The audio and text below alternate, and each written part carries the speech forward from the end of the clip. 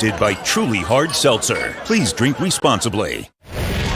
Pardon the interruption, but I'm Mike Wilbon in New York City, home of Frank Isola. And I'm Frank Isola in Washington, apparently the former home of Michael Wilbon. Well, that ought to be interesting because I plan to come back there Saturday and live there. So tell me if I need a hotel room, Frank. You know, there used to be a radio host in New York who would say, me here, you there. We're supposed to be switched somehow. A little switcheroo. Welcome to PTI. Kornheiser's out for load management, people. So I'm thrilled to be joined by our great friend, Mr. Frank Isola. In Michael Wilbon's house. This is actually his house. Studio inside of his house. My house. Yep. But let's start, Frank, with the Jaguars firing Urban Meyer after going 2-11 in his first season. Meyer was at the center of all sorts of issues, including one just yesterday when former kicker Josh Lambo told the Tampa Bay Times that Meyer kicked him in the leg during warm-ups before a preseason practice. Frank, what are your thoughts about what we saw from Meyer and how this has now ended? All right, so from a coaching standpoint, it has to rate, if not the biggest, one of the biggest flops and embarrassment in league history. And the one thing about him kicking the kicker, which is hard to believe we've been saying this, Josh Lambo, is that story, Jacksonville knew about that. The fact that it came out, that's the straw that broke the camel's back. And they finally said enough is enough, which is what they should have said. It's not the record, which you could have gotten rid of him on the record. It's not even the fact that, you have the number one overall pick who really hasn't shown great improvement. The culture hasn't changed. Maybe it's gotten worse. It's the fact that the head coach has been an embarrassment on and off the field for this franchise. And Michael, think about it. In October, when he didn't travel back with the team, that's the beginning of the end. It's your first job. It's your first year on the job. It's a hard job. You have to sink yourself into it. And right away, that's telling you he's not all in. And when you're not all in, you know who picks up on that? The players. He lost the locker room all the way back in October. He never got it back. And one other thing, when you have the owner of the team talk about regaining our trust and respect was essential, we've seen that statement. And we didn't do it. But we've seen that statement before when they refer to players.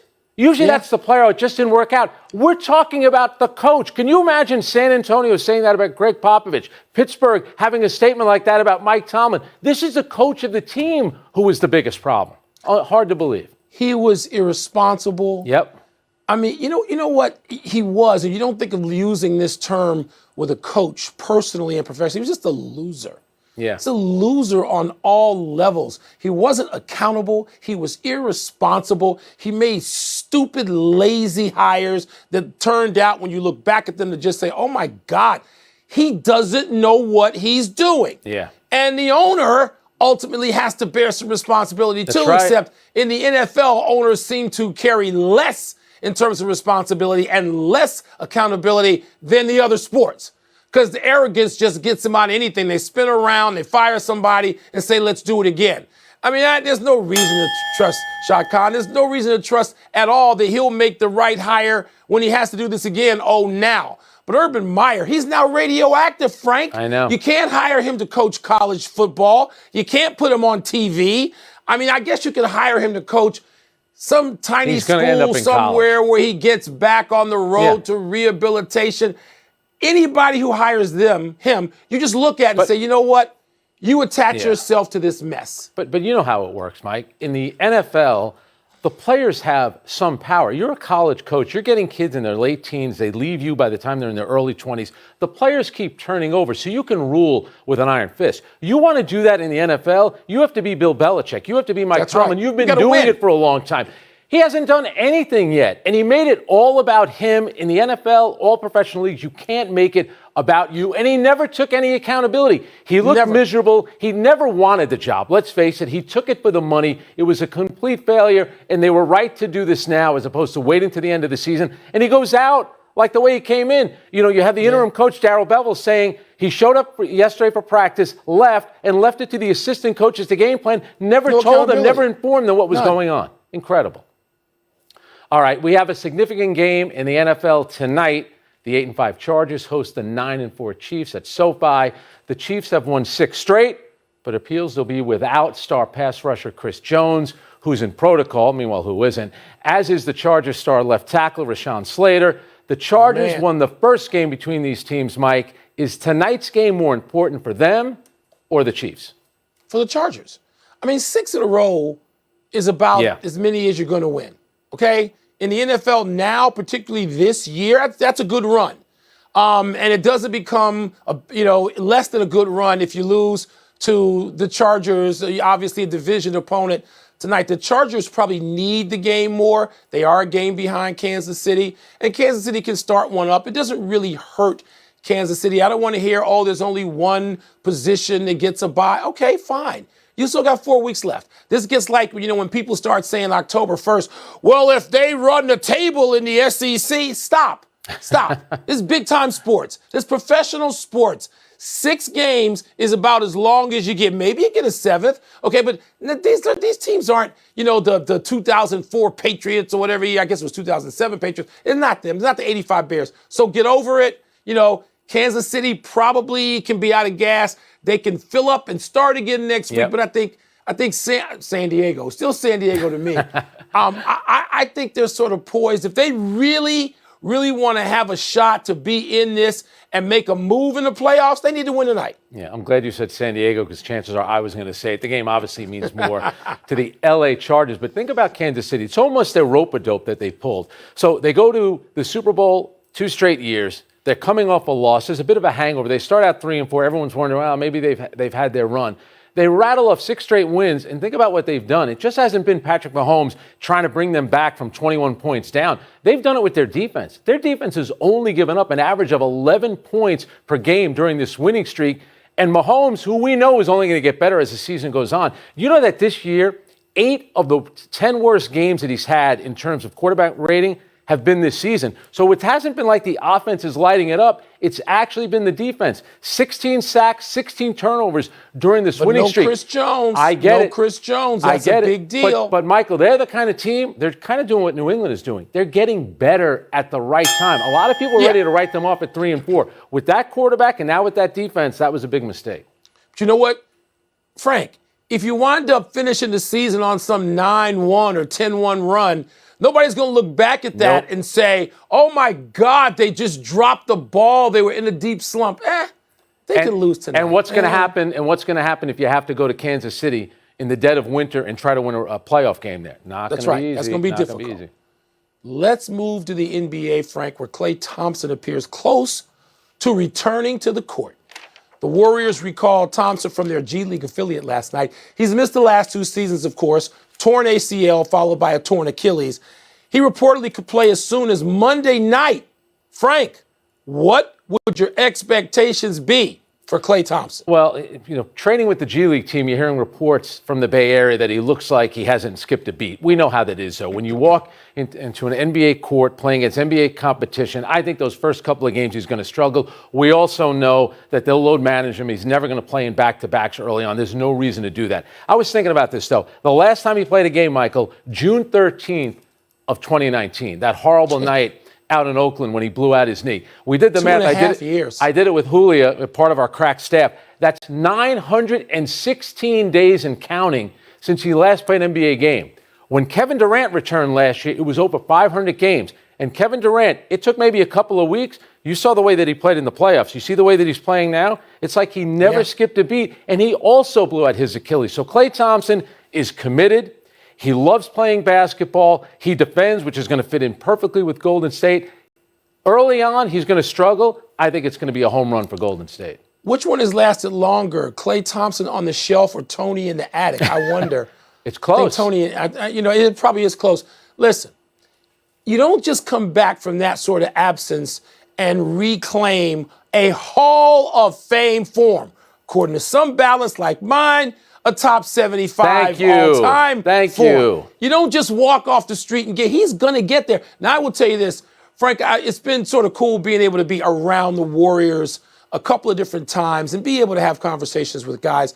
And they are all, it seems, everything I have heard, they get reports and they see Klay and they've, practiced with him and worked out with him. And these guys are and they're hard to please. Come on. Guys like Steph and Draymond and Steve Kerr and Andre Iguodala, they're not rolling over for anything. And these guys are like, oh my God, are you kidding me? Like they are so impressed with how he's looked in scrimmages and practices and workouts. And that is so good to hear. Look, there's nobody who doesn't like Klay Thompson. Klay Thompson's not Kyrie. He's not spreading incense around the gym, having people roll their eyes.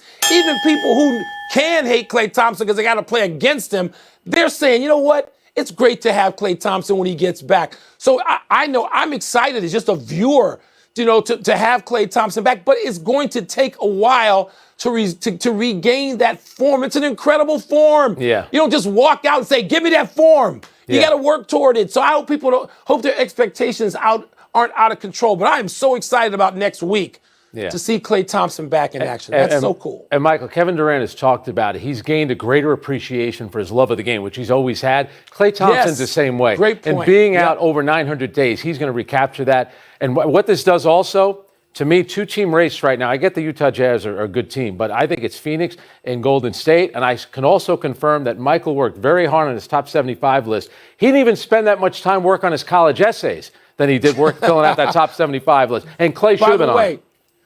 Klay should have been on it. They're saying now, the reports are saying he may not be back till the 28th. They're going to pick the time that's most comfortable, right? Whether it's the 23rd, I don't think it'll be Christmas Day, but it could be the 28th. I don't know if that's a home game. There should be no rush. Yep. He'll get back, and we'll be happy to see him back. Can't wait. Let's take a break. But coming up, Devontae Graham hit a memorable game winner last night, but was the game-tying shot just as or more impressive?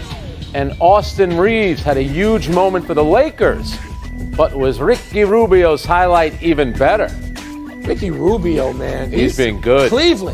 Cleveland I'm is all over really good. Really good. Pardon the Interruption is presented by Truly Hard Seltzer. Live truly. Please drink responsibly. Part of Happy Hour. And in part by Pizza Hut. Order today at pizzahut.com. He's got more pressure than just lobbing one at the end to win it. Well, Jerry West in the NBA Finals against the Knicks hit a half-court shot that tied the game. I remember Teresa Weatherspoon of the Liberty hitting a shot to win a game against the Houston Comets. They ended up losing the next game. But, all right, so Shai Gilgeous-Alexander, that's a great shot. No question about it. But you know this, Michael. This is the way the NBA's changed.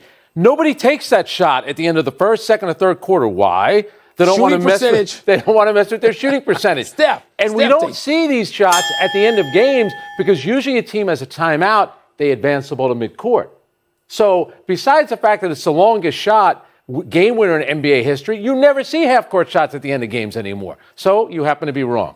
It's Devontae Graham. No, I'm right, because the only way he's taking that shot is that Alexander had hit the previous shot. He had a 3.5% chance of making it. I looked that up on ESPN Stats and Info. I'm going with them. Yeah, I'm right. BXI or whatever it is. What's next? Toss-up, who had the better highlight last night, Austin Reeves or Ricky Rubio?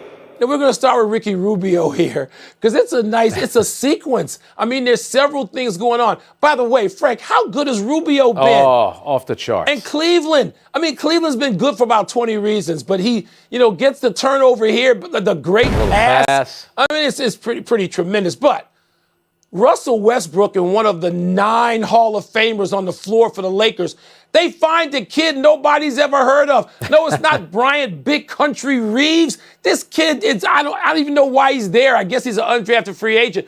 But he hits a shot. He's on the floor with LeBron, and he's on the floor with Westbrook, and I don't know if Anthony Davis. Seriously, there's 7 Hall of Famers on that team. What the hell's he doing hitting that shot? That's the shot. Well, the fact that they trusted him to take it. Well, I like the fact you pointed out really what the highlight is that Russell Westbrook didn't take a bad shot. He actually passed it to the open guy who they call Hillbilly Kobe. I don't know how you feel about that. By the way, the last time the Lakers had a 3-point shot to win a game in the final 5 seconds of overtime happened to be Kobe Bryant. But you're right about Ricky Rubio.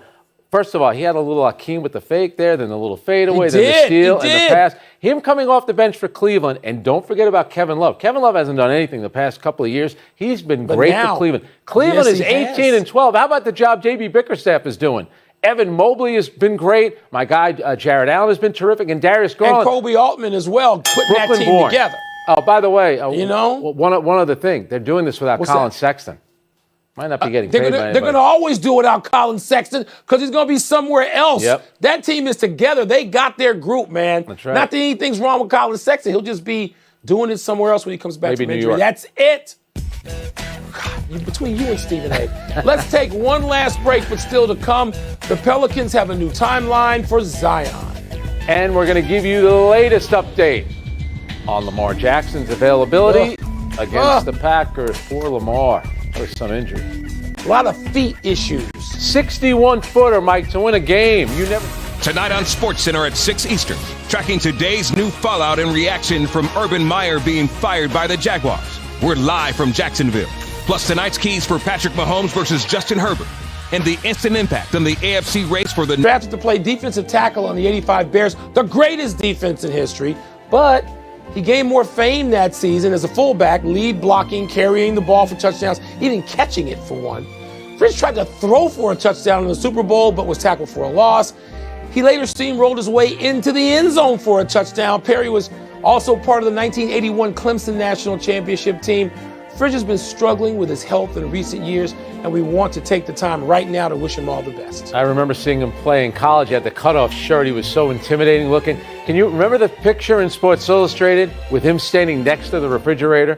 And can you imagine how much money he would make if they had a name, image, and likeness back then? He was big. Yeah, he once said in an interview he used to eat his cereal from a mixing bowl. I mean, goodness. A not-so-happy anniversary to the Knicks and Nuggets.